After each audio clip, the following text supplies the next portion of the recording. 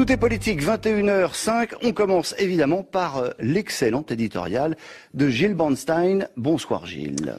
Non, c'est une très mauvaise nouvelle pour tout le monde parce qu'on peut sérieusement se demander si l'Espagne n'est pas progressivement en train d'entrer dans une nouvelle guerre civile.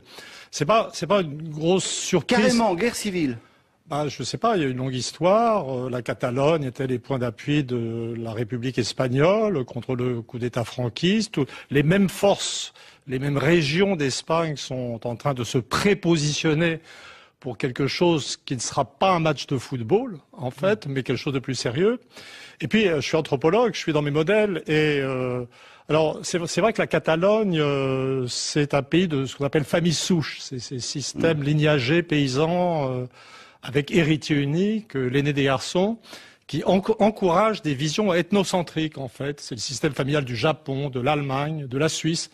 Alors, quelquefois, ça donne des systèmes très autoritaires dans les grands pays, quelquefois des traditions démocratiques locales très vivaces, comme en Suisse alémanique, puisque la Suisse est de famille souche et très démocratique. Et la Catalogne relève plutôt du modèle suisse. Voilà. Donc, on a en Catalogne, en fait, dans un contexte économique de blocage complet de l'économie espagnole et européenne, en fait, par l'euro, on a le dopage ou la suractivation d'une identité ethnique démocratique. Donc, et s'oppose à ça, on a la réémergence de ce qui est la tradition absolutiste centrale espagnole, centrée sur la Castille, et particulièrement l'Espagne du Nord. Donc ça a quelque chose de très angoissant. En fait. Ce que vous nous dites, c'est que finalement, il y a des raisons de philosophie profonde des peuples à ce que la Catalogne et la Castille ne soient pas mariées. Les deux régions d'Espagne, qui étaient à l'origine, au Moyen-Âge, sont dans une association qui est réelle. L'Espagne, c'est à un certain niveau un seul pays, mais avec cette espèce de dualité, il y a des bons moments, il y a des mauvais moments, mais ce qui était sûr, c'est que pour que ça existe, il fallait que l'Espagne reste indépendante et soit capable de mener une politique économique indépendante avec sa monnaie. Et donc, en Espagne comme ailleurs, le carcan euro paralyse, bloque la situation et lance les groupes les uns contre les autres. Alors, les gens actuellement vont vous dire... ils vont voir les choses par le petit bout de la lorgnette. Ils vont dire les Catalans veulent pas payer la Sécu pour les Andalous parce qu'ils sont beaucoup plus riches. Mais en fait, c'est pas faux. Mais si vous voulez payer la Sécu dans un système où la réduction des déficits nourrit d'autres déficits, qui est une sorte de puissant fin, un système qui n'a pas d'avenir. En fait, je veux dire, les gens veulent sortir. Donc, moi, mon sentiment, c'est que les Catalans se perçoivent comme de bons Européens. Ils auraient adoré être une nouvelle nation libre dans l'Europe telle qu'elle existe. Mais je crois que le réflexe profond, c'est un réflexe de fuite qui présente des analogies avec le Brexit. C'est-à-dire l'Europe, maintenant, où les systèmes tels qu'ils existent, on veut s'en échapper. J'ai vu quelque part quelque chose comme le Catalan Exit ou je sais pas quoi. On aura l'occasion d'y revenir. Nous sommes ensemble jusqu'à 22h. Pour le moment, il est 21h10 sur France Info. Pierre-Yves Bournazel, député constructif, Philippe Bilger, ancien haut magistrat, et Emmanuel Todd, historien, démographe, anthropologue. Emmanuel Todd, il y a 40 ans, jour pour jour, le 6 octobre 1977, était instituée la politique de la ville, une politique à destination des quartiers urbains, sensible pour tenter de réduire les inégalités sociales entre les territoires. Alors l'occasion était trop belle pour ne pas vous interroger le sujet, vous qui avez beaucoup travaillé sur cette question des territoires, dont les travaux ont beaucoup influencé les principaux et les différents présidents de la République qui se sont succédés, et même si la fameuse formule de la fracture sociale n'est pas de vous. Tenez, regardez ces images d'archives, nous sommes alors en 1988. Il faut réconcilier urbanité et urbanisme. J'ai voulu permettre d'agir directement sur l'entretien des logements, sur la réparation des cages d'escalier, des ascenseurs, des halls d'entrée. Voilà, Michel Rocard, évidemment.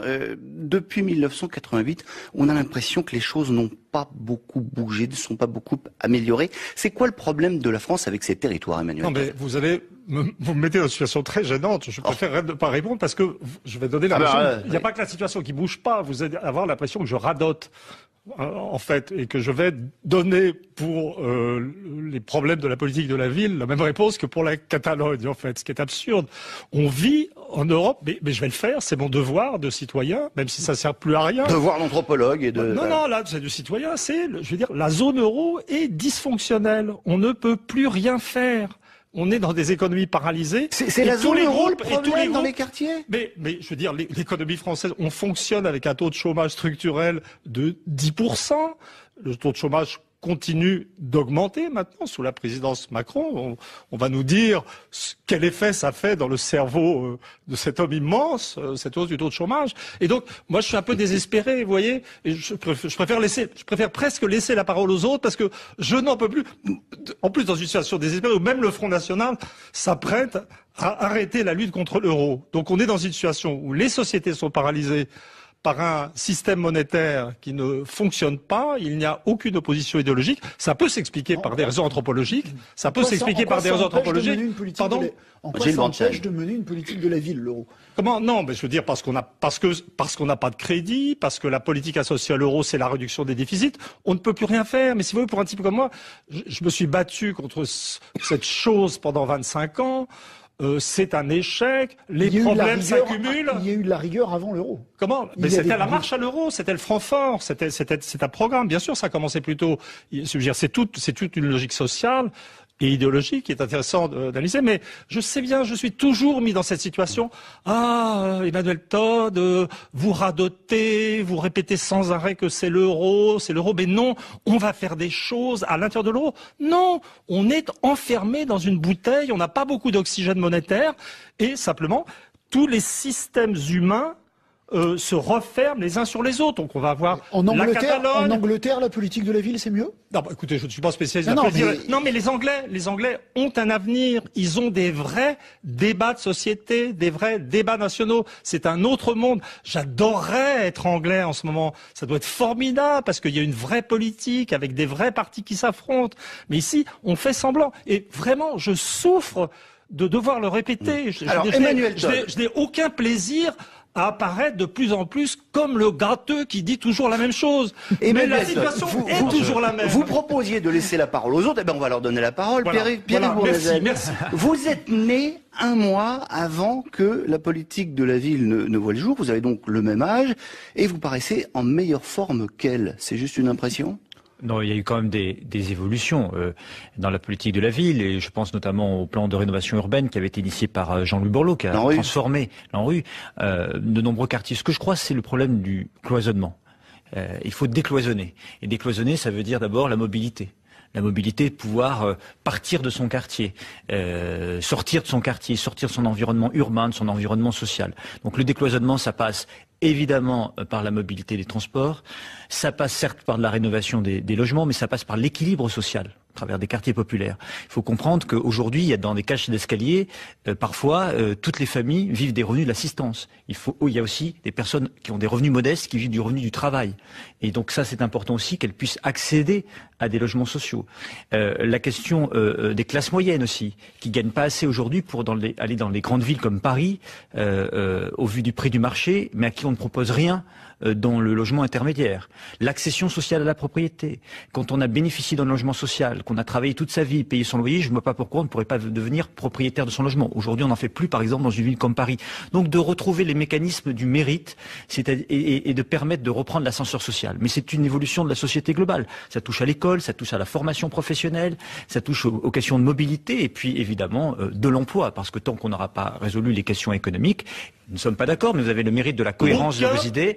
Problème social n'est soluble à 10% de chômage structurel. Ça, c'est vrai. On sait tous d'où vient ce chômage structurel. Nous n'avons peut-être pas les mêmes solutions, mais c'est un vrai sujet. Et tant qu'on n'aura pas résolu le problème du chômage, je crois que le gouvernement commence à s'y atteler par un certain nombre de réformes. Là, Emmanuel Todd ne sera pas d'accord avec moi, mais sur le travail, bientôt sur la formation professionnelle. Et on va avoir l'occasion de dérouler le programme du gouvernement. Mais Philippe Bilger, vous étiez jeune magistrat il y a 40 ans. Vous avez vu les choses se dégrader quand même ou pas ? Non, parce que je suis resté en réalité très peu de temps à Bobigny et ensuite le magistrat que j'ai été à Paris et le citoyen exclusif que je suis devenu depuis que j'ai quitté la magistrature a suivi ça de manière médiatique. Je ne peux pas dire que j'ai de quoi opposer au décret implacable et au fond répétitif, il le dit lui-même, d'Emmanuel Todd, une argumentation décisive. J'ai un petit peu le sentiment que tout de même la ville ressemble un peu à ce qu'on dit de l'institution judiciaire. J'ai l'impression que c'est structurellement en crise depuis 40 ans, qu'on fait des choses, qu'on injecte des moyens, mais qu'au fond c'est comme si on avait besoin de continuer à penser qu'il n'y a rien à faire, comme si la société avait besoin de se bercer à l'idée d'une politique de la ville qui restera toujours inguérissable. Alors la différence peut-être avec ce qui se passe dans la justice, et on aura l'occasion d'y revenir tout à l'heure, c'est que dans la politique de la ville, on dit aussi qu'il y a toute une partie de la France qui va bien. Pierre-Yves Bournazel, vous êtes élu à Paris, dans le 18e arrondissement. Vous n'êtes pas lassé d'entendre que vos administrés sont des privilégiés? 21h, 22h. Les trois invités dans ce studio: Philippe Bilger, ancien haut magistrat, Pierre-Yves Bournazel, député constructif de Paris, et puis Emmanuel Todd, l'historien, l'anthropologue. Gilles Bornstein, c'est l'heure de votre droit de suite. Emmanuel Todd, vous faites des structures familiales un déterminant puissant du devenir des pays, des nations. Est-ce que vous pouvez, en quelques mots, nous expliquer pourquoi? Parce que je me suis aperçu, il y a bien longtemps, que la carte du communisme achevée, vers 1975-80, reproduisait la carte d'un système familial paysan bien connu des spécialistes, des systèmes qui associaient un père, ses fils mariés, avec des valeurs d'autorité très fortes, d'égalité d'héritage entre ses fils. Et puis je me suis aperçu qu'en fait c'était tout à fait général que les idéologies qui apparaissaient dans la phase de modernisation, le libéralisme en Angleterre, le libéralisme égalitaire en France, les idéologies ethnocentriques en Catalogne, en Allemagne ou au Japon, correspondaient toutes à des systèmes familiaux différents.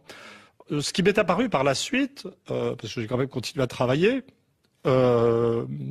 et en évoluant, pas comme sur l'euro, c'est que curieusement les systèmes, les mentalités correspondant à ces systèmes familiaux semblaient survivre à la disparition de ces systèmes. Et donc, par exemple, prenons l'exemple du communautarisme russe. C'est-à-dire que il y a eu changement en Russie, le communisme s'est effondré. Ouais, mais ça perdure. Comment? Mais ça perdure. Le communisme s'est effondré, mais quand même, il y a un état d'esprit communautaire, collectiviste, qui a survécu et qui explique ce qu'est le régime Poutine, beaucoup plus que les spéculations sur ce qui se passe dans la tête de Poutine, qui est intéressant aussi. Mais ça va très loin. Par exemple, la Biélorussie, où se trouve le dernier... Si vous le voulez bien, on va... Vous voulez parler de la Biélorussie? Non, je voulais qu'on parle de nous.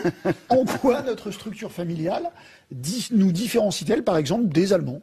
Des Anglais. Le cœur du bassin parisien était occupé bien avant la Révolution française par un système familial nucléaire, c'est-à-dire seulement papa, maman, les enfants, et une règle d'héritage très égalitaire, qui a été comme transposée idéologiquement dans les valeurs de la République, liberté, égalité. Et c'est spécifique. C'est différent en Allemagne ou en Angleterre? En Angleterre, c'est proche et différent, puisque les Anglais sont sur la même longueur d'onde sur le plan de la liberté, de l'autonomie des enfants, mais n'ont jamais eu de règles d'héritage égalitaire très strictes. Ce qui explique l'attitude des Anglais au moment de la Révolution française. Tant qu'ils la voyaient libérale, ils disaient « Ah, c'est sympa, on est d'accord, l'égalitarisme de la Révolution française les a laissés plutôt froids. » Mais les deux cultures sont individualistes et sont le cœur de la démocratie libérale en Europe. Alors, les Allemands, c'est autre chose. C'est la famille souche dont j'ai parlé tout à l'heure. C'est des systèmes lignagés très autoritaires dans le cas de l'Allemagne, dans lequel les enfants sont inégaux, les fils sont inégaux, et qui nourrit à la fois des principes d'acceptation de l'autorité, et puis cette idée que les fils sont égaux, les hommes sont inégaux, les peuples sont inégaux. Le nazisme était inscrit dans cette structure familiale. Ça n'est pas la seule cause, mais c'est le genre d'élément qui me permet de dire que le nazisme n'aurait pas pu exister ailleurs. Si vous voulez, l'espèce de rhétorique qu'on a maintenant bien pensante qu'on a en Europe, genre le nazisme c'était un truc qui est apparu en Allemagne, mais ça aurait pu être ailleurs. Non. Non. Alors, il n'y a pas que ça. Il y a aussi l'effondrement de la religion protestante dans les 30 ans qui ont précédé le nazisme. Mais il y a effectivement cette précondition familiale, culturelle. Il faut bien voir. Alors, évidemment, je voudrais pas faire un accès de narcissisme et dire toujours oui, alors le voilà reparti dans son anti-germanisme primaire.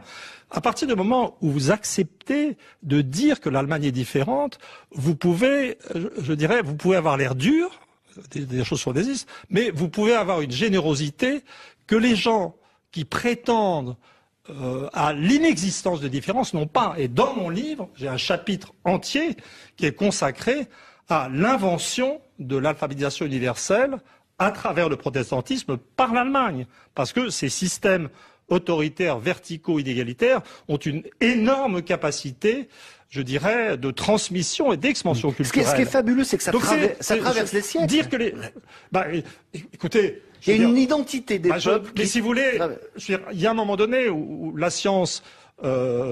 c'est drôle quand ça renverse la réalité, quand ça mène à des bizarreries du genre Philippe Dick, mais à un moment donné, il faut bien rencontrer des perceptions communes. Et moi, ce que mon modèle permet de comprendre, c'est pourquoi, dans ce système de démocratie industrielle avancée, unifiée dans un contexte européen, tous les pays se sont mis à diverger en termes d'efficacité économique. Pourquoi est-ce que l'Allemagne est montée en puissance en Europe, pas seulement à cause de sa réunification, mais parce qu'elle garde des caractéristiques de collectivité, d'efficacité, de transmission des compétences techniques. Et les Français, c'est autre chose. Il y a aussi d'énormes différences de fécondité. Mais si vous voulez, l'acceptation de l'idée anthropologique de différence entre les nations permet de comprendre les dysfonctionnements de l'Europe, de la zone euro. C'est un rapport quand même très étroit à la réalité. C'est pas moi qui suis dans le rêve, c'est Macron. Ça rejoint les... J'essaie de faire une transition. Est-ce que ça rejoint l'esprit d'un peuple? Non, pas du tout, parce que ce qu'on ne voit pas... Vous voyez, la façon dont mes théories ont été reçues au Japon. Le Japon est un pays de famille souche. Le Japon se pense différent de l'humanité. J'arrive avec ce modèle, mon livre sur l'Europe est traduit, et ceux qu'ont vu les Japonais, c'est dire, ah ben non, notre différence, c'est une différence qui existe ailleurs. Nous comprenons pourquoi nous sommes si proches des Allemands. Oui, nous avons aussi des rapports avec les Catalans, des gens comme ça. Et donc, à un certain degré, l'anthropologie universalise et réunit des gens qu'on pensait séparés. Emmanuel Todt, Pierre-Yves Bournazel, Philippe Bilger, vous restez tous les trois en place. On laisse passer la pause. C'était immédiate ou plus profonde. 3 invités triés sur le volet. C'est la recette de Tout est politique. Nos invités qui sont Emmanuel Todt, historien, démographe, anthropologue. Où en sommes-nous? C'est le titre de l'ouvrage que vous publiez chez Seuil. Philippe Bilger, ancien magistrat, président de l'Institut de la Parole. Moi, Emmanuel Macron, j'en bafouille, je me dis que c'est le titre de ce livre que vous publiez aux éditions du CERF. Vous avez de la révérence. Et puis Pierre-Yves Bournazel, député constructif du 18e arrondissement. Constructif, ça veut dire que vous faites partie de ces politiques de droite qui ont décidé de soutenir Emmanuel Macron. Pardon de cette question, mais à quoi ça sert d'être constructif aujourd'hui? D'abord parce qu'on défend nos idées. Des idées... qu'on pourrait résumer tout à fait simplement, réformatrice, libérale sociale, profondément européenne et humaniste, qui sont portées par le président de la République. Donc pourquoi s'opposer à une politique à laquelle on croit? Ça ne veut pas dire qu'on est d'accord sur tout. Il y a des sujets où on n'est pas d'accord, on a une liberté de ton et de proposition, mais lorsque nos idées sont reprises, notamment par exemple, je parlais de la réforme de l'école tout à l'heure, eh bien il faut soutenir la réforme du travail, nous soutenons. Alors vous soutenez le gouvernement, l'exécutif, mais la majorité, elle vous soutient pas tellement. Aucun des amendements que vous avez déposés à l'Assemblée n'a été adopté par la majorité En Marche. Ça dépend sur quel sujet. Après, les premiers textes étaient des textes qui étaient préparés. Vous pouvez parler de la loi sur la confiance dans l'action publique et politique. Le gouvernement avait son texte, il était difficile de l'amender, et surtout quand les amendements étaient contradictoires avec la philosophie du gouvernement. Mais nous pouvons être entendus, c'est nos idées qui comptent. Je vous l'ai dit, sur l'école, sur le travail, on ne va pas s'opposer à des textes auxquels... Vous n'êtes pas d'accord. Vous dites qu'il y a des choses sur lesquelles on n'est pas d'accord. Moi, je ne vois rien dans la politique. Écoutez, je vais vous donner quelques exemples sur la fiscalité. Je considère que la hausse de la CSG n'est pas la meilleure stratégie. Je considère par exemple, ça va vous intéresser. Je considère par exemple qu'il faut permettre de remettre de la publicité sur France Télévisions entre 20h30 et 20h50. Et je vais faire un amendement sur le sujet. Le gouvernement ne le prévoit pas. Vous voyez là, on peut faire des propositions sur un certain nombre de sujets quand on n'est pas d'accord, mais je crois qu'il faut agir en responsabilité. Moi, ce qui m'intéresse, c'est que mon pays avance, c'est que mon pays obtienne des résultats, notamment sur le terrain du chômage, et pour ça, il faut qu'un certain nombre de réformes aillent jusqu'au bout, et qu'il ne faut pas mener une opposition frontale par principe. Moi, ce qui me choque, c'est qu'un certain nombre de républicains, que j'apprécie par ailleurs personnellement, qui ont soutenu le candidat François Fillon, qui demandait 100 milliards d'euros d'économie sur le quinquennat, s'opposent à toute réforme du gouvernement qui tend à baisser la dépense publique. Les mêmes qui demandaient la suppression totale des contrats aidés sont les premiers à réclamer le maintien des emplois aidés dont le gouvernement d'Édouard Philippe ne veut pas la suppression mais la diminution. Donc moi je demande... Il n'y a pas de cohérence là. Les constructifs, ils ont le mérite de la cohérence des idées. Bouchez-vous les oreilles, Philippe Bilger, on va parler de politique politicienne. Pierre-Yves Bournazel, vous faites toujours partie des Républicains ? Oui, j'ai ma carte au parti Les Républicains. Alors écoutez, ce que pensent de vous... globalement les constructifs, Florence Portelli, candidate à la présidence des Républicains. Ce que je regrette, c'est qu'on ait mis autant de temps, qu'on se soit donné en spectacle. Et je ne pense pas que c'était se donner en spectacle que de trancher dès le mois de mai, après les constitutions des gouvernements, vis-à-vis de celles et ceux qui ont manqué de fidélité, qui ont craché sur leur camp, qui ont fait campagne contre nous législatives et qui ont déshonoré leur famille politique. Je veux dire que si j'avais été présidente des Républicains à ce moment-là, ils auraient été dehors tout de suite. Vous avez déshonoré votre famille politique, Pierre-Yves Bournazel. Non, parce que moi je suis fidèle à mes convictions et je ne fais pas de la politique politicienne, ça m'intéresse pas de jeter des anathèmes et des invectives sur les uns et les autres, c'est pas une question de personne, c'est une histoire de conviction politique. Voilà, c'est une histoire d'idées.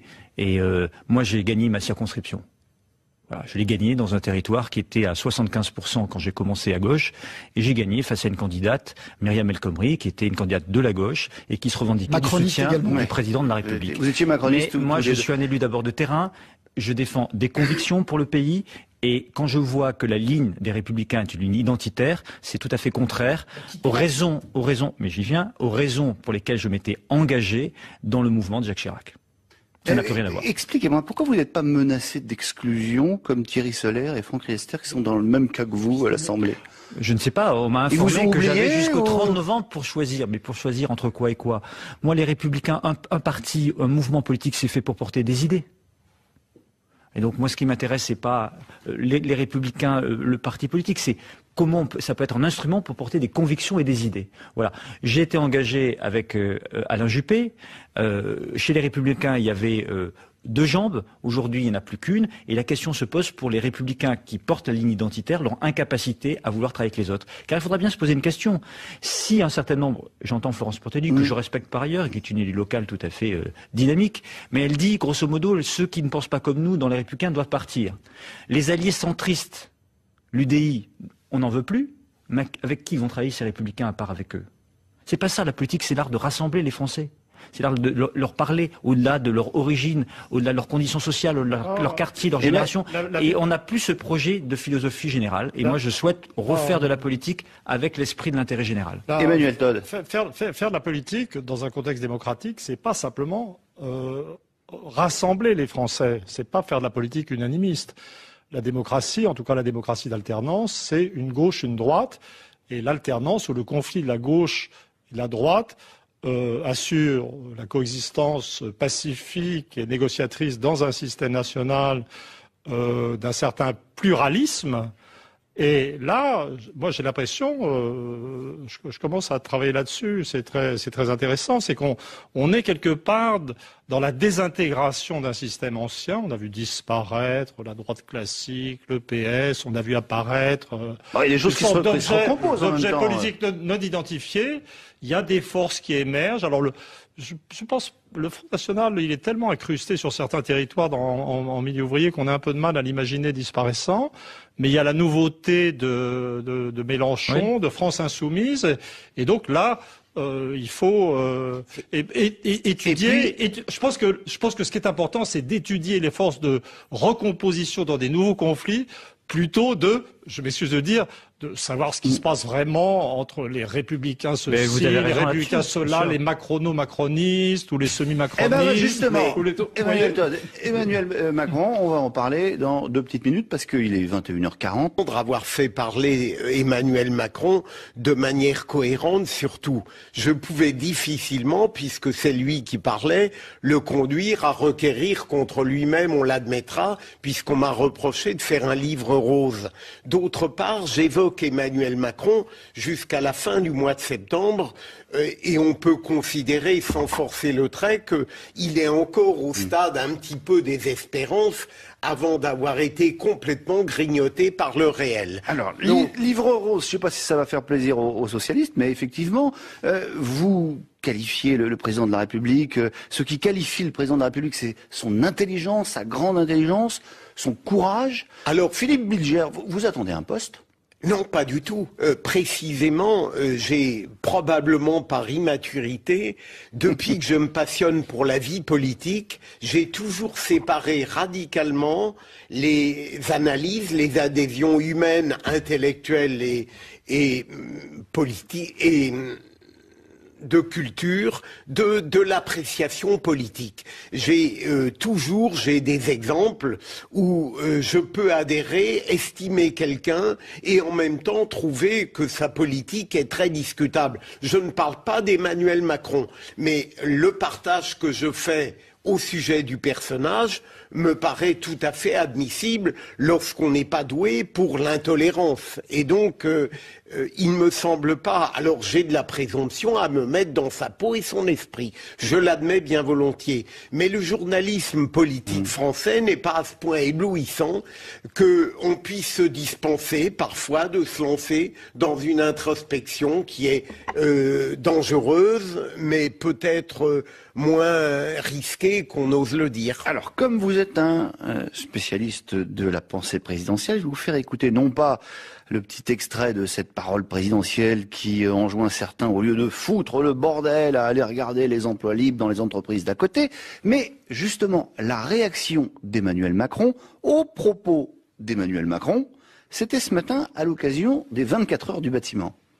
Je dois confesser qu'on a plus parlé de péripéties sur ce déplacement que du fond de ce que nous avons annoncé avec la ministre du Travail et de l'Éducation nationale, qui est fondamental. Et je dois dire que si les gens s'intéressaient à la vie du pays, ils auraient plutôt dû regarder ce qu'on a dit dans cette table ronde avec les acteurs comme on le fait aujourd'hui, c'est-à-dire on a parlé des vrais problèmes des vrais gens et des vraies propositions pour vraiment protéger. Philippe Bilger, c'est encore une affaire montée en épingle par les journalistes. Non, mais j'aime précisément chez Emmanuel Macron le fait qu'au départ, on le pensait mièvre, mou, qualifié d'un esprit tiède, et qu'en réalité, toutes les saillies qu'on lui reproche, je pense à fainéant, je pense à désordre, je pense la démocratie n'est pas dans la rue. C'est au contraire la compensation que s'accorde un esprit trop complexe. Et donc j'aime bien. Vous aimez ça, vous Absolument, mais moi je trouve l'homme bien élevé. Non, mais comprenez bien ce que je lui reproche dans fainéant. Ça n'est pas de l'avoir dit, c'est de l'avoir pas expliqué dans le même mouvement. Et le lendemain, lorsqu'il l'explique, ça peut un peu donner l'impression d'une rétractation. J'aime énormément un parler vrai de la part d'un être qui est trop gangrené par le complexe. Et donc, j'aime cette personnalité-là, entendons-nous. Je comprends en même temps qu'on qualifie immédiatement ça d'arrogance et de vanité. Je ne crois pas qu'il le soit. Pierre-Yves Bournazel. Écoutez, moi, ce que j'apprécie chez Emmanuel Macron, c'est le cap et la vision qu'il a pour le pays, la capacité de réformer. Il a une méthode de travail aussi. Après, moi, je ne suis pas adepte, ni chez Emmanuel Macron, ni chez qui que ce soit, des phrases qui, de toute façon, seront mal interprétées. Voilà. Donc, est mal comprise. Et que le rôle du président de la République, encore une fois, c'est plutôt d'essayer d'expliquer sa politique et de rassembler les Français pour permettre la réussite de cette politique.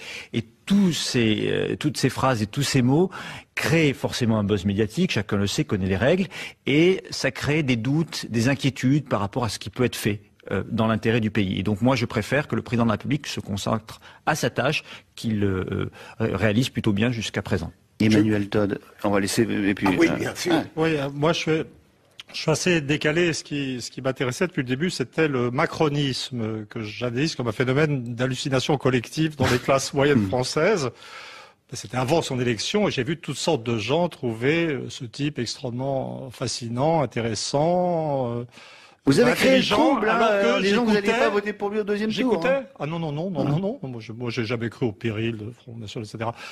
Et donc, j'écoutais. Et en fait, personnellement, je n'ai jamais entendu dans sa bouche une idée que je qualifierais d'originale. Donc je suis, mais je veux dire, les gens ont tout à fait le droit de le trouver fantastique. Et là, le choc du réel, c'est ça. Donc moi, j'aurais tendance à attribuer, je vois les choses différemment. Quand j'entends fainéant, etc., je pense plutôt mauvaise éducation que lâchage psychologique d'un type particulier. Donc je sens, je le vois plutôt comme il existe. Il était très habile dans la destruction du système politique, mais qui était arrivé à un niveau de pourrissement et dont les classes moyennes ne voyaient plus. J'aimerais mieux savoir qui a financé ça quand même, à l'heure où on brade le patrimoine industriel français. Je pense qu'il y a des choses qu'on devrait savoir.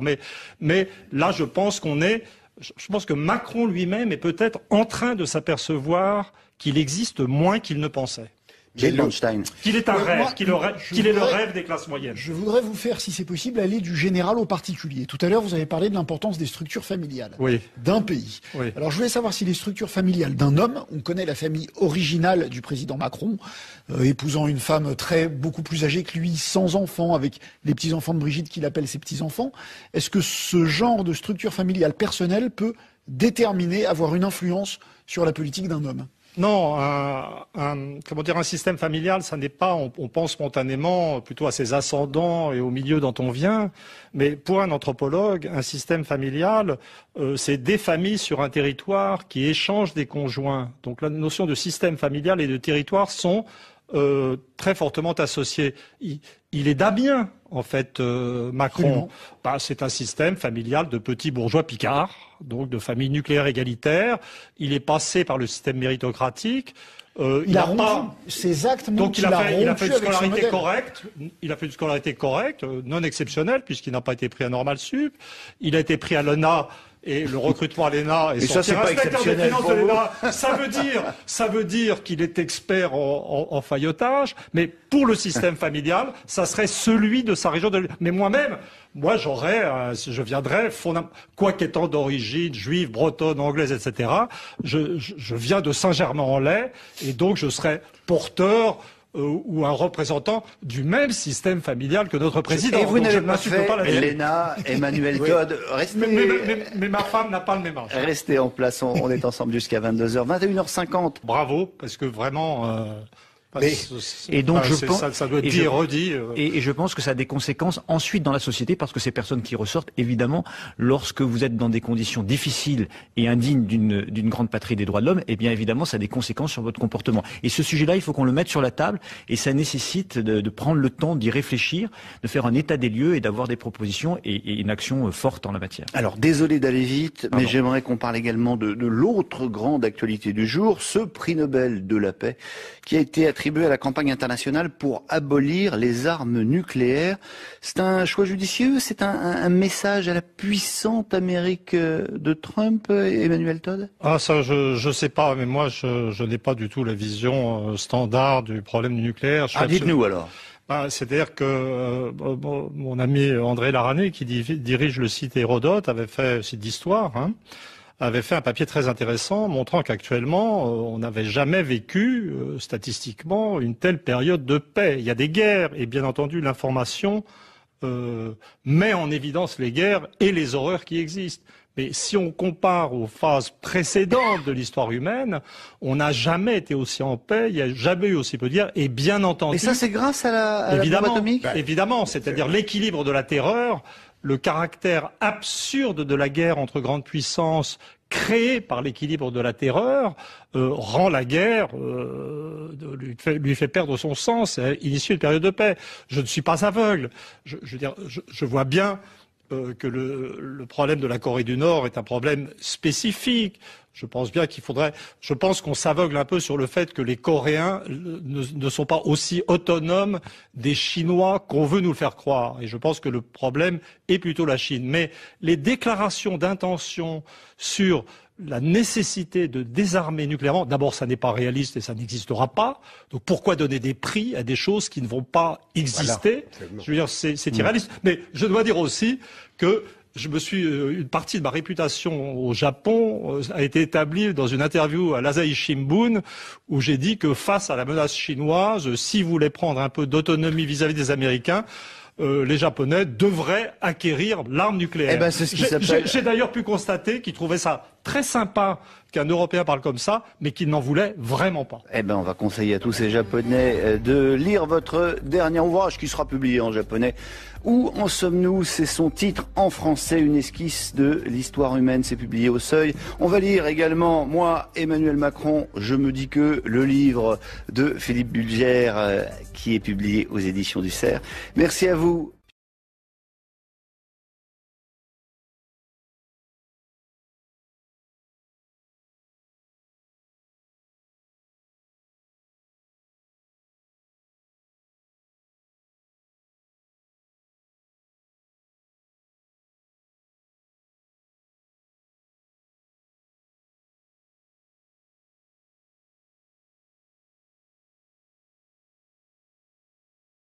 Bonsoir à tous, heureux de vous retrouver en direct sur France Info, que ce soit à la radio ou sur le canal 27 de votre TNT.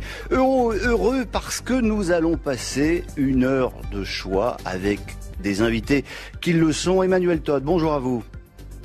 Vous êtes historien, démographe, anthropologue, agitateur d'idées, on peut dire ça comme ça. Vous publiez Où en sommes-nous? Une esquisse de l'histoire humaine au Seuil. Avec nous également Pierre-Yves Bournazel, bonsoir. Bonsoir. Député constructif. Alors constructif, si on n'a pas bien compris ce que ça voulait dire, ça veut dire que vous êtes un homme de droite, mais que vous soutenez l'action du gouvernement, mais sans être en marche. Enfin, Emmanuel Macron, bonsoir. Enfin, non, pas Emmanuel Macron. Non, pas Philippe encore. Bilgère, mais si je vous appelle comme ça, Philippe Bilgère, c'est de votre faute. Vous publiez une autobiographie à la première personne d'Emmanuel Macron. Ça veut dire, ça s'appelle Moi, Emmanuel Macron, je me dis que, c'est aux éditions du Cerf. Vous êtes bien sûr un ancien haut magistrat, président de l'Institut de la Parole, et on a hâte de savoir, grâce à vous, ce que pense le président de la République.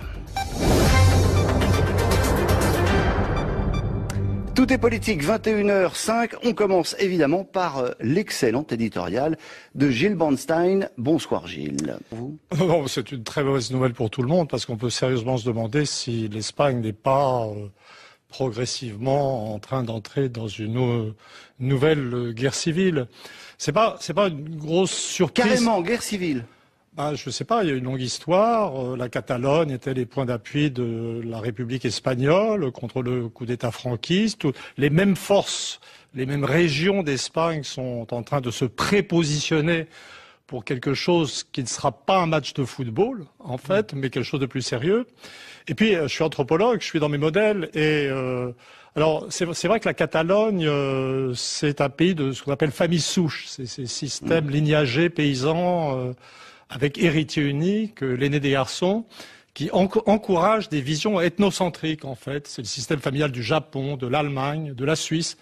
Alors, quelquefois, ça donne des systèmes très autoritaires dans les grands pays, quelquefois des traditions démocratiques locales très vivaces, comme en Suisse alémanique, puisque la Suisse est de famille souche est très démocratique, et la Catalogne relève plutôt du modèle suisse. Voilà. Donc, on a en Catalogne, en fait, dans un contexte économique de blocage complet de l'économie espagnole et européenne, en fait, par l'euro, on a le dopage ou la suractivation d'une identité ethnique démocratique. Donc, et s'oppose à ça, on a la réémergence de ce qui est la tradition absolutiste centrale espagnole, centrée sur la Castille, et particulièrement l'Espagne du Nord. Ça a quelque chose de très angoissant. Ce que vous nous dites, c'est que finalement, il y a des raisons de philosophie profonde des peuples à ce que la Catalogne et la Castille ne soient pas mariées. Les deux régions d'Espagne, qui étaient à l'origine, au Moyen-Âge, sont dans une association qui est réelle. L'Espagne, c'est à un certain niveau un seul pays, mais avec cette espèce de dualité. Il y a des bons moments, il y a des mauvais moments, mais ce qui était sûr, c'est que pour que ça existe, il fallait que l'Espagne reste indépendante et soit capable de mener une politique économique indépendante avec sa monnaie. Et donc, en Espagne comme ailleurs, le carcan euro paralyse, bloque la situation et lance les groupes les uns contre les autres. Alors les gens actuellement vont vous dire, ils vont voir les choses par le petit bout de la lorgnette, ils vont dire les Catalans veulent pas payer la Sécu pour les Andalous parce qu'ils sont beaucoup plus riches. Mais en fait, c'est pas faux. Mais si vous voulez, payer la Sécu dans un système où la réduction des déficits nourrit d'autres déficits, qui est une sorte de puissant fin, un système qui n'a pas d'avenir. En fait, je veux dire, les gens veulent sortir. Donc, moi, mon sentiment, c'est que les Catalans se perçoivent comme de bons Européens. Ils auraient adoré être une nouvelle nation libre dans l'Europe telle qu'elle existe. Mais je crois que le réflexe profond, c'est un réflexe de fuite qui présente des analogies avec le Brexit. C'est-à-dire l'Europe maintenant, où les systèmes tels qu'ils existent, on veut s'en échapper. J'ai vu quelque part quelque chose comme le Catalan Exit ou je sais pas quoi. On aura l'occasion d'y revenir. Nous sommes ensemble jusqu'à 22h. Pour le moment, il est 21h10 sur France Info. Pierre-Yves Bournazel, député constructif, Philippe Bilger, ancien haut magistrat, et Emmanuel Todd, historien, démographe, anthropologue. Emmanuel Todd, il y a 40 ans, jour pour jour, le 6 octobre 1977, était instituée la politique de la ville, une politique à destination des quartiers urbains, sensible pour tenter de réduire les inégalités sociales entre les territoires. Alors l'occasion était trop belle pour ne pas vous interroger le sujet, vous qui avez beaucoup travaillé sur cette question des territoires, dont les travaux ont beaucoup influencé les principaux et les différents présidents de la République qui se sont succédés, et même si la fameuse formule de la fracture sociale n'est pas de vous. Tenez, regardez ces images d'archives, nous sommes alors en 1988. Il faut réconcilier urbanité et urbanisme. J'ai voulu permettre d'agir directement sur l'entretien des logements, sur la réparation des cages d'escalier, des ascenseurs, des halls d'entrée. Voilà, Michel Rocard, évidemment. Depuis 1988, on a l'impression que les choses n'ont pas beaucoup bougé, ne sont pas beaucoup améliorées. C'est quoi le problème de la France avec ces territoires, Emmanuel? Non, mais vous me mettez dans une situation très gênante. Je préfère ne pas répondre parce que je vais donner l'impression. Il n'y a pas que la situation qui bouge pas. Vous allez avoir l'impression que je radote.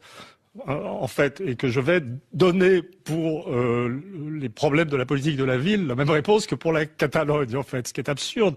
On vit en Europe, mais je vais le faire, c'est mon devoir de citoyen, même si ça sert plus à rien. Devoir d'anthropologue et de... Non, là, c'est du citoyen, je veux dire, la zone euro est dysfonctionnelle. On ne peut plus rien faire.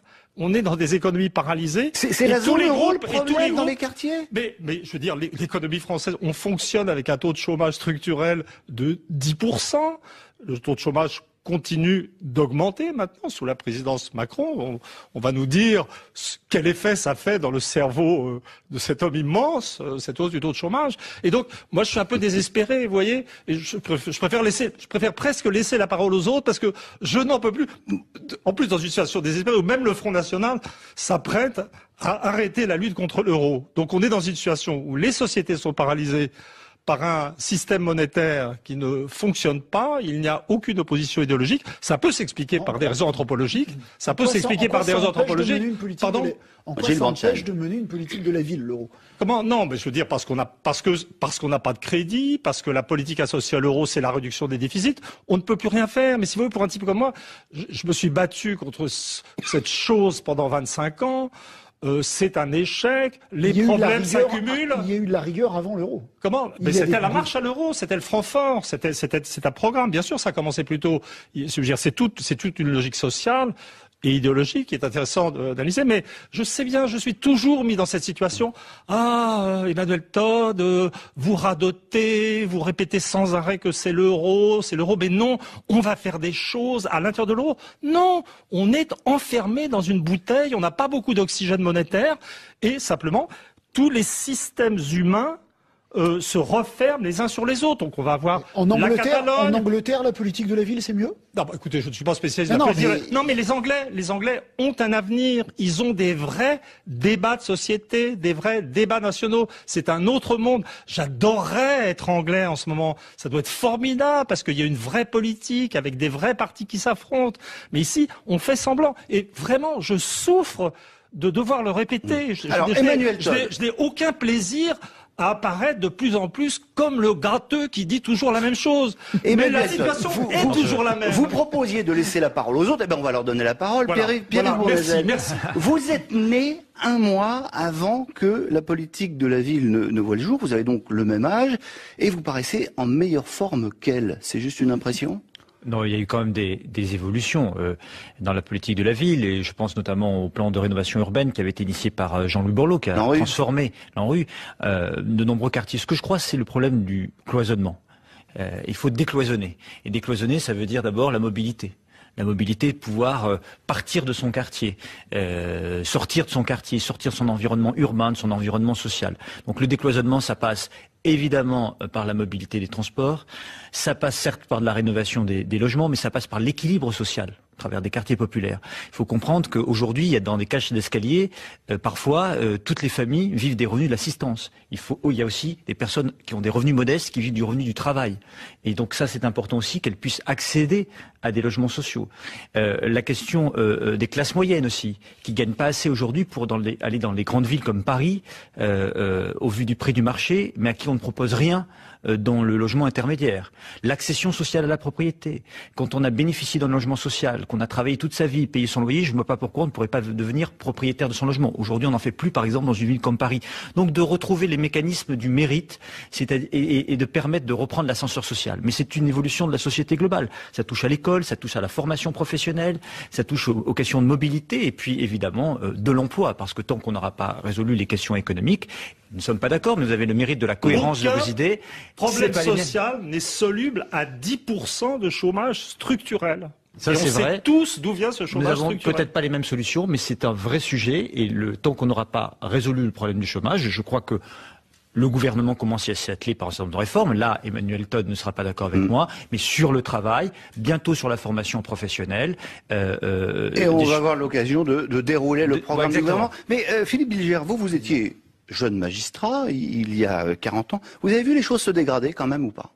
Non, parce que je suis resté en réalité très peu de temps à Bobigny et ensuite le magistrat que j'ai été à Paris et le citoyen exclusif que je suis devenu depuis que j'ai quitté la magistrature a suivi ça de manière médiatique. Je ne peux pas dire que j'ai de quoi opposer au décret implacable et au fond répétitif, il le dit lui-même d'Emmanuel Todd, une argumentation décisive.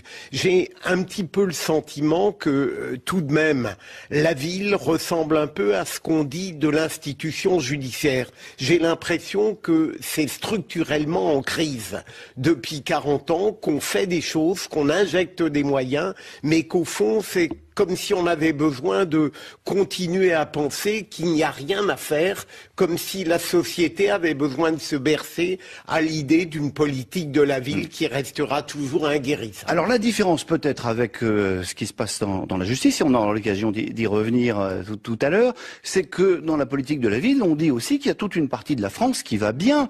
Pierre-Yves Bournazel, vous êtes élu à Paris, dans le 18e arrondissement. Vous n'êtes pas lassé d'entendre que vos administrés sont des privilégiés ? 21h, 22h.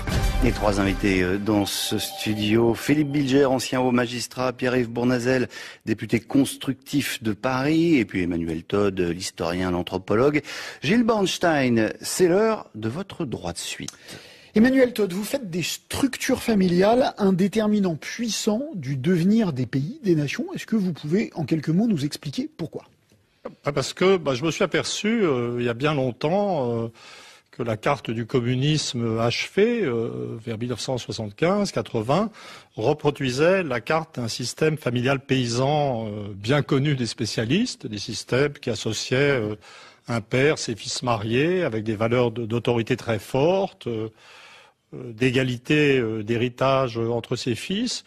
Et puis je me suis aperçu qu'en fait c'était tout à fait général, que les que les idéologies qui apparaissaient dans la phase de modernisation, le libéralisme en Angleterre, le libéralisme égalitaire en France, les idéologies ethnocentriques en Catalogne, en Allemagne ou au Japon, correspondaient toutes à des systèmes familiaux différents. Ce qui m'est apparu par la suite, parce que j'ai quand même continué à travailler, et en évoluant, pas comme sur l'euro, c'est que curieusement les systèmes, les mentalités correspondant à ces systèmes familiaux semblaient survivre à la disparition de ces systèmes. Et donc, par exemple, prenons l'exemple du communautarisme russe. C'est-à-dire que il y a eu changement en Russie, le communisme s'est effondré. Ouais, ça perdure. Comment ? Mais ça perdure. Le communisme s'est effondré, mais quand même, il y a un état d'esprit communautaire, collectiviste, qui a survécu et qui explique ce qu'est le régime Poutine, beaucoup plus que les spéculations sur ce qui se passe dans la tête de Poutine, qui est intéressant aussi. Mais ça va très loin. Par exemple, la Biélorussie, où se trouve le dernier... Si vous le voulez bien, on va... Vous voulez parler de la Biélorussie ? Non, je voulais qu'on parle de nous. En quoi notre structure familiale nous différencie-t-elle, par exemple, des Allemands ? Des Anglais. Le cœur du bassin parisien était occupé bien avant la Révolution française par un système familial nucléaire, c'est-à-dire seulement papa, maman, les enfants, et une règle d'héritage très égalitaire, qui a été comme transposée idéologiquement dans les valeurs de la République, liberté, égalité.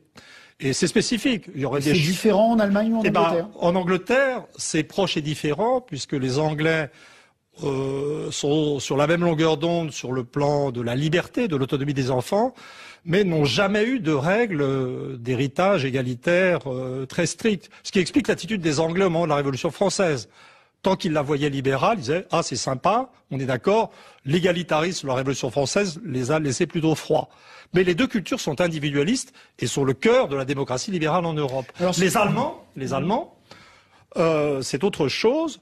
C'est la famille souche dont j'ai parlé tout à l'heure. C'est des systèmes lignagés très autoritaires dans le cas de l'Allemagne, dans lequel les enfants sont inégaux, les fils sont inégaux, et qui nourrit à la fois des principes d'acceptation de l'autorité, et puis cette idée que les fils sont égaux, les hommes sont inégaux, les peuples sont inégaux. Le nazisme était inscrit dans cette structure familiale. Ça n'est pas la seule cause, mais c'est le genre d'élément qui me permet de dire que le nazisme n'aurait pas pu exister ailleurs. Si vous voulez, l'espèce de rhétorique qu'on a maintenant bien pensante qu'on a en Europe, genre le nazisme c'était un truc qui est apparu en Allemagne, mais ça aurait pu être ailleurs.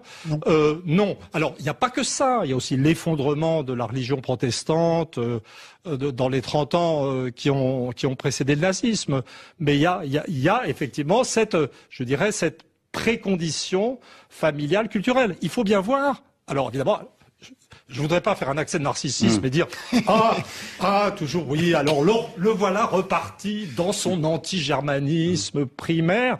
À partir du moment où vous acceptez de dire que l'Allemagne est différente, vous pouvez avoir l'air dur, des choses sur le nazisme, mais vous pouvez avoir une générosité que les gens qui prétendent à l'inexistence de différence n'ont pas. Et dans mon livre, j'ai un chapitre entier qui est consacré à l'invention de l'alphabétisation universelle à travers le protestantisme par l'Allemagne. Parce que ces systèmes autoritaires, verticaux, inégalitaires ont une énorme capacité, je dirais, de transmission et d'expansion culturelle. Ce qui est fabuleux, c'est que ça traverse les siècles. Dire que écoutez... Il y a une identité des peuples. Mais si vous voulez, il y a un moment donné où la science... c'est drôle quand ça renverse la réalité, quand ça mène à des bizarreries du genre Philippe Dick, mais à un moment donné, il faut bien rencontrer des perceptions communes. Et moi, ce que mon modèle permet de comprendre, c'est pourquoi, dans ce système de démocratie industrielle avancée, unifiée dans un contexte européen, tous les pays se sont mis à diverger en termes d'efficacité économique. Pourquoi est-ce que l'Allemagne est montée en puissance en Europe, pas seulement à cause de sa réunification, mais parce qu'elle garde des caractéristiques de collectivité, d'efficacité, de transmission des compétences techniques.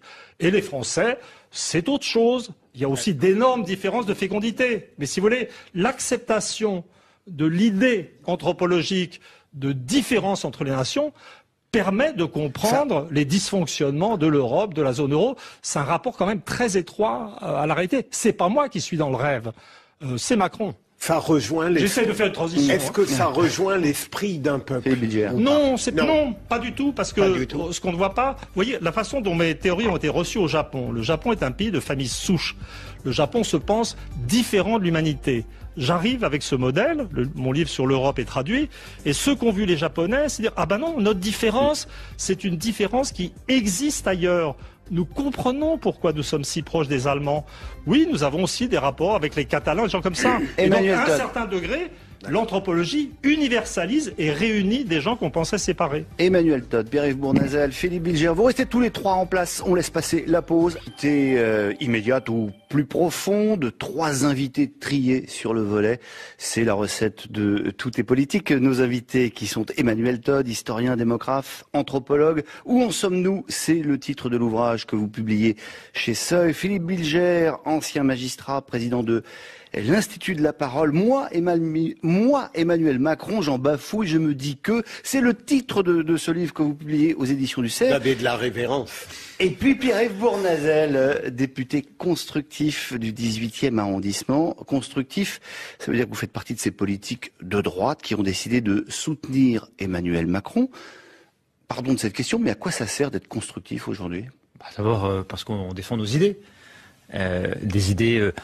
qu'on pourrait résumer tout à fait simplement, réformatrice, libérale sociale, profondément européenne et humaniste, qui sont portées par le président de la République. Donc pourquoi s'opposer à une politique à laquelle on croit? Ça ne veut pas dire qu'on est d'accord sur tout. Il y a des sujets où on n'est pas d'accord, on a une liberté de ton et de proposition, mais lorsque nos idées sont reprises, notamment par exemple, je parlais de la réforme de l'école tout à l'heure, eh bien il faut soutenir la réforme du travail, nous soutenons. Alors vous soutenez le gouvernement, l'exécutif, mais la majorité, elle vous soutient pas tellement. Aucun des amendements que vous avez déposés à l'Assemblée n'a été adopté par la majorité En Marche. Ça dépend sur quel sujet. Après, les premiers textes étaient des textes qui étaient préparés. Vous pouvez parler de la loi sur la confiance dans l'action publique et politique. Le gouvernement avait son texte, il était difficile de l'amender, et surtout quand les amendements étaient contradictoires avec la philosophie du gouvernement. Mais nous pouvons être entendus, c'est nos idées qui comptent. Je vous l'ai dit, sur l'école, sur le travail, on ne va pas s'opposer à des textes auxquels... Pourquoi n'êtes-vous pas d'accord? Vous dites qu'il y a des choses sur lesquelles on n'est pas d'accord. Moi, je ne vois rien dans la politique. Oh, ben écoutez, je vais vous donner... Je vais vous donner quelques exemples sur la fiscalité. Je considère que la hausse de la CSG n'est pas la meilleure stratégie. Je considère par exemple, ça va vous intéresser, je considère par exemple qu'il faut permettre de remettre de la publicité sur France Télévisions entre 20h30 et 20h50. Et je vais faire un amendement sur le sujet. Le gouvernement ne le prévoit pas. Vous voyez là, on peut faire des propositions sur un certain nombre de sujets quand on n'est pas d'accord, mais je crois qu'il faut agir en responsabilité. Moi, ce qui m'intéresse, c'est que mon pays avance, c'est que mon pays obtienne des résultats, notamment sur le terrain du chômage, et pour ça, il faut qu'un certain nombre de réformes aillent jusqu'au bout, et qu'il ne faut pas mener une opposition frontale par principe. Moi, ce qui me choque, c'est qu'un certain nombre de républicains, que j'apprécie par ailleurs personnellement, qui ont soutenu le candidat François Fillon, qui demandait 100 milliards d'euros d'économie sur le quinquennat, s'opposent à toute réforme du gouvernement qui tend à baisser la dépense publique. Les mêmes qui demandaient la suppression totale des contrats aidés sont les premiers à réclamer le maintien des emplois aidés, dont le gouvernement d'Édouard Philippe ne veut pas la suppression, mais la diminution. Donc moi je demande... Il n'y a pas de cohérence là. Moi justement, les constructifs, ils ont le mérite de la cohérence des idées. Bouchez-vous les oreilles, Philippe Bilger, on va parler de politique politicienne. Pierre-Yves Bournazel, vous faites toujours partie des Républicains? Oui, j'ai ma carte au parti Les Républicains. Alors écoutez, ce que pensent de vous... globalement les constructifs, Florence Portelli, candidate à la présidence des Républicains. Ce que je regrette, c'est qu'on ait mis autant de temps, qu'on se soit donné en spectacle. Et je ne pense pas que c'était se donner en spectacle que de trancher dès le mois de mai, après les constitutions des gouvernements, vis-à-vis de celles et ceux qui ont manqué de fidélité, qui ont craché sur leur camp, qui ont fait campagne contre nous législatives et qui ont déshonoré leur famille politique. Je veux dire que si j'avais été présidente des Républicains à ce moment-là, ils auraient été dehors tout de suite. Vous avez déshonoré votre famille politique, Pierre-Yves Bournazel. Non, parce que moi je suis fidèle à mes convictions et je ne fais pas de la politique politicienne, ça m'intéresse pas de jeter des anathèmes et des invectives sur les uns les autres, c'est pas une question de personne, c'est une histoire de conviction politique. Voilà, c'est une histoire d'idées. Et moi j'ai gagné ma circonscription. Voilà, je l'ai gagné dans un territoire qui était à 75% quand j'ai commencé à gauche, et j'ai gagné face à une candidate, Myriam El Khomri, qui était une candidate de la gauche et qui se revendiquait du soutien du président de la République. Vous étiez macroniste. Mais moi, je suis un élu d'abord de terrain. je défends des convictions pour le pays. Et quand je vois que la ligne des Républicains est une ligne identitaire, c'est tout à fait contraire aux raisons, mais j'y viens, aux raisons pour lesquelles je m'étais engagé dans le mouvement de Jacques Chirac. Ça n'a plus rien à voir. Expliquez-moi, pourquoi vous n'êtes pas menacé d'exclusion comme Thierry Solaire et Franck Riester qui sont dans le même cas que vous à l'Assemblée? Je ne sais pas, on m'a informé que j'avais jusqu'au 30 novembre pour choisir. Mais pour choisir entre quoi et quoi? Moi, les Républicains, un parti, un mouvement politique, c'est fait pour porter des idées. Et donc moi, ce qui m'intéresse, c'est pas les Républicains, le parti politique, c'est comment ça peut être un instrument pour porter des convictions et des idées. Voilà. J'ai été engagé avec Alain Juppé.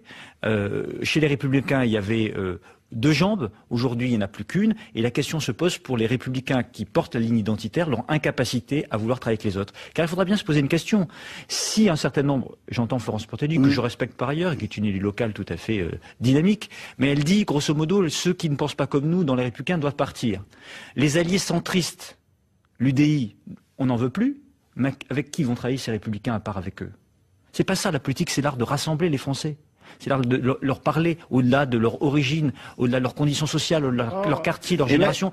Et on n'a plus ce projet de philosophie générale. Et moi, je souhaite refaire de la politique avec l'esprit de l'intérêt général. Emmanuel Todd. Faire de la politique dans un contexte démocratique, c'est pas simplement rassembler les Français. C'est pas faire de la politique unanimiste. La démocratie, en tout cas la démocratie d'alternance, c'est une gauche, une droite. Et l'alternance ou le conflit de la gauche et de la droite assure la coexistence pacifique et négociatrice dans un système national d'un certain pluralisme. Et là, moi j'ai l'impression, je commence à travailler là-dessus, c'est très intéressant, c'est qu'on est quelque part dans la désintégration d'un système ancien. On a vu disparaître la droite classique, le PS, on a vu apparaître des choses qui se d'objets politiques non identifiés. Il y a des forces qui émergent. Alors je pense le Front National, il est tellement incrusté sur certains territoires en milieu ouvrier qu'on a un peu de mal à l'imaginer disparaissant. Mais il y a la nouveauté de Mélenchon, de France Insoumise, et donc là, il faut étudier. Je pense que ce qui est important, c'est d'étudier les forces de recomposition dans des nouveaux conflits, plutôt je m'excuse de dire, de savoir ce qui se passe vraiment entre les républicains ceci, les républicains cela, les macronistes ou les semi-macronistes. Eh ben justement, Emmanuel Macron, on va en parler dans 2 petites minutes parce qu'il est 21h40. Pour avoir fait parler Emmanuel Macron de manière cohérente, surtout, je pouvais difficilement, puisque c'est lui qui parlait, le conduire à requérir contre lui-même, on l'admettra, puisqu'on m'a reproché de faire un livre rose. D'autre part, j'évoque Emmanuel Macron jusqu'à la fin du mois de septembre et on peut considérer, sans forcer le trait, qu'il est encore au stade un petit peu désespérance avant d'avoir été complètement grignoté par le réel. Alors, livre rose, je ne sais pas si ça va faire plaisir aux socialistes, mais effectivement, vous qualifiez le président de la République, ce qui qualifie le président de la République, c'est son intelligence, sa grande intelligence, son courage. Alors, Philippe Bilger, vous attendez un poste ? Non, pas du tout. Précisément, j'ai probablement par immaturité, depuis que je me passionne pour la vie politique, j'ai toujours séparé radicalement les analyses, les adhésions humaines, intellectuelles et politiques et de culture, de l'appréciation politique. J'ai des exemples où je peux adhérer, estimer quelqu'un et en même temps trouver que sa politique est très discutable. Je ne parle pas d'Emmanuel Macron, mais le partage que je fais au sujet du personnage me paraît tout à fait admissible lorsqu'on n'est pas doué pour l'intolérance. Et donc, il ne me semble pas, alors j'ai de la présomption à me mettre dans sa peau et son esprit. Je l'admets bien volontiers. Mais le journalisme politique français n'est pas à ce point éblouissant qu'on puisse se dispenser parfois de se lancer dans une introspection qui est dangereuse, mais peut-être moins risqué qu'on ose le dire. Alors, comme vous êtes un spécialiste de la pensée présidentielle, je vais vous faire écouter non pas le petit extrait de cette parole présidentielle qui enjoint certains, au lieu de foutre le bordel, à aller regarder les emplois libres dans les entreprises d'à côté, mais justement la réaction d'Emmanuel Macron aux propos d'Emmanuel Macron, c'était ce matin à l'occasion des 24 heures du bâtiment. Je dois confesser qu'on a plus parlé de péripéties sur ce déplacement que du fond de ce que nous avons annoncé avec la ministre du Travail et de l'Éducation nationale, qui est fondamental. Et je dois dire que si les gens s'intéressaient à la vie du pays, ils auraient plutôt dû regarder ce qu'on a dit dans cette table ronde avec les acteurs comme on le fait aujourd'hui, c'est-à-dire on a parlé des vrais problèmes des vrais gens et des vraies propositions pour vraiment protéger. Philippe Bilger, c'est encore une affaire montée en épingle par les journalistes. Non, mais j'aime précisément chez Emmanuel Macron le fait qu'au départ, on le pensait mièvre, mou, qualifié d'un esprit tiède, et qu'en réalité, toutes les saillies qu'on lui reproche, je pense à fainéant, je pense à désordre, je pense la démocratie n'est pas dans la rue, c'est au contraire la compensation que s'accorde un esprit trop complexe. Et donc j'aime bien... Vous aimez ça, vous Absolument, mais moi je trouve... L'homme bien élevé Non, mais comprenez bien ce que je lui reproche dans Fainéant. Ça n'est pas de l'avoir dit, c'est de l'avoir pas expliqué dans le même mouvement. Et le lendemain, lorsqu'il explique, ça peut un peu donner l'impression d'une rétractation. J'aime énormément un parler vrai de la part d'un être qui est trop gangrené par le complexe. Et donc, j'aime cette personnalité-là, entendons-nous. Je comprends en même temps qu'on qualifie immédiatement ça d'arrogance et de vanité. Je ne crois pas qu'il le soit. Pierre-Yves Bournazel. Écoutez, moi, ce que j'apprécie chez Emmanuel Macron, c'est le cap et la vision qu'il a pour le pays, la capacité de réformer. Il a une méthode de travail aussi. Après, moi, je suis pas adepte, ni chez Emmanuel Macron, ni chez qui que ce soit, des phrases qui, de toute façon, seront mal interprétées. Voilà. Donc, est mal comprise. Et que le rôle du président de la République, encore une fois, c'est plutôt d'essayer d'expliquer sa politique et de rassembler les Français pour permettre la réussite de cette politique. Et toutes ces phrases et tous ces mots créent forcément un buzz médiatique, chacun le sait, connaît les règles, et ça crée des doutes, des inquiétudes par rapport à ce qui peut être fait dans l'intérêt du pays. Et donc moi, je préfère que le président de la République se consacre à sa tâche, qu'il réalise plutôt bien jusqu'à présent. Emmanuel Todd, on va laisser... Et puis, oui, bien sûr. Oui, moi je suis assez décalé. Ce qui m'intéressait depuis le début, c'était le macronisme que j'analyse comme un phénomène d'hallucination collective dans les classes moyennes françaises. C'était avant son élection et j'ai vu toutes sortes de gens trouver ce type extrêmement fascinant, intéressant. Vous avez créé le trouble, alors que les gens, vous n'alliez pas voter pour lui au deuxième tour. J'écoutais. Ah non. Moi, j'ai jamais cru au péril de Front National, etc. Et donc, j'écoutais, et en fait, personnellement, je n'ai jamais entendu dans sa bouche une idée que je qualifierais d'originale. Donc je suis, mais je veux dire, les gens ont tout à fait le droit de le trouver fort. Et là, le choc du réel, c'est ça. Donc, moi, j'aurais tendance à attribuer, je vois les choses différemment. Quand j'entends fainéant, etc., je pense plutôt mauvaise éducation que lâchage psychologique d'un type particulier. Donc je sens, je le vois plutôt comme il existe. Il était très habile dans la destruction du système politique, mais qui était arrivé à un niveau de pourrissement et dont les classes moyennes ne voyaient plus. J'aimerais mieux savoir qui a financé ça quand même, à l'heure où on brade le patrimoine industriel français. Je pense qu'il y a des choses qu'on devrait savoir. Mais là, je pense que Macron lui-même est peut-être en train de s'apercevoir qu'il existe moins qu'il ne pensait.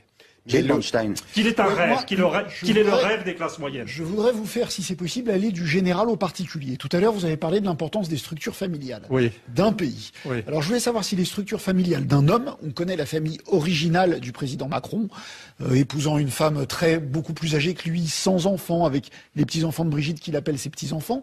Est-ce que ce genre de structure familiale personnelle peut déterminer, avoir une influence sur la politique d'un homme ? Non, un système familial, ça n'est pas, on pense spontanément plutôt à ses ascendants et au milieu dont on vient, mais pour un anthropologue, un système familial, c'est des familles sur un territoire qui échangent des conjoints. Donc la notion de système familial et de territoire sont très fortement associés. Il est damien, en fait, Macron. C'est un système familial de petits bourgeois picards, donc de famille nucléaire égalitaire. Il est passé par le système méritocratique. Il a rompu ses actes, donc il a fait une scolarité correcte. Il a fait une scolarité correcte, non exceptionnelle, puisqu'il n'a pas été pris à Normal Sup. Il a été pris à l'ENA. Et le recrutement à l'ENA est sorti inspecteur des finances de l'ENA.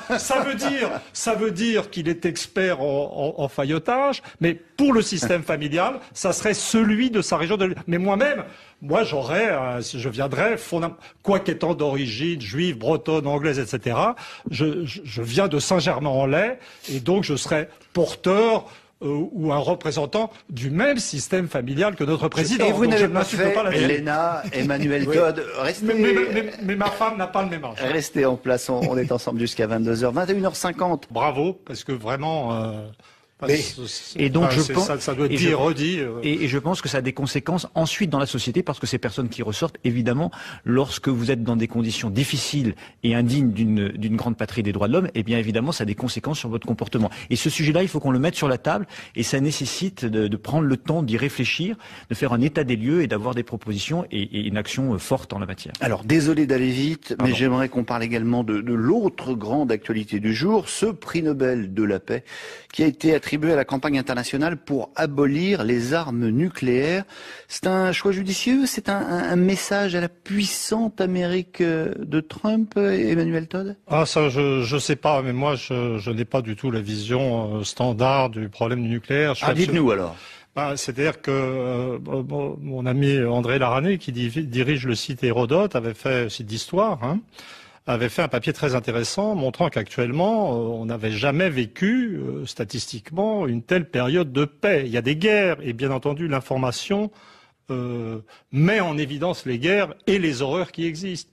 Mais si on compare aux phases précédentes de l'histoire humaine, on n'a jamais été aussi en paix, il n'y a jamais eu aussi peu de guerres, et bien entendu... Mais ça, c'est grâce à la bombe atomique ? Évidemment, c'est-à-dire l'équilibre de la terreur, le caractère absurde de la guerre entre grandes puissances créé par l'équilibre de la terreur rend la guerre, lui fait perdre son sens et initie une période de paix. Je ne suis pas aveugle. Je vois bien que le problème de la Corée du Nord est un problème spécifique. Je pense qu'on s'aveugle un peu sur le fait que les Coréens ne sont pas aussi autonomes des Chinois qu'on veut nous le faire croire. Et je pense que le problème est plutôt la Chine. Mais les déclarations d'intention sur la nécessité de désarmer nucléairement, d'abord ça n'est pas réaliste et ça n'existera pas. Donc pourquoi donner des prix à des choses qui ne vont pas exister? Je veux dire, c'est irréaliste. Mais je dois dire aussi que une partie de ma réputation au Japon a été établie dans une interview à l'Asahi Shimbun où j'ai dit que face à la menace chinoise, s'ils voulaient prendre un peu d'autonomie vis-à-vis des Américains, les Japonais devraient acquérir l'arme nucléaire. C'est ce qui s'appelle... J'ai d'ailleurs pu constater qu'ils trouvaient ça très sympa qu'un Européen parle comme ça, mais qu'ils n'en voulaient vraiment pas. On va conseiller à tous ces Japonais de lire votre dernier ouvrage qui sera publié en japonais. Où en sommes-nous? C'est son titre en français, une esquisse de l'histoire humaine. C'est publié au Seuil. On va lire également, moi, Emmanuel Macron, je me dis que le livre de Philippe Bulgère qui est publié aux éditions du Cerf. Merci à vous.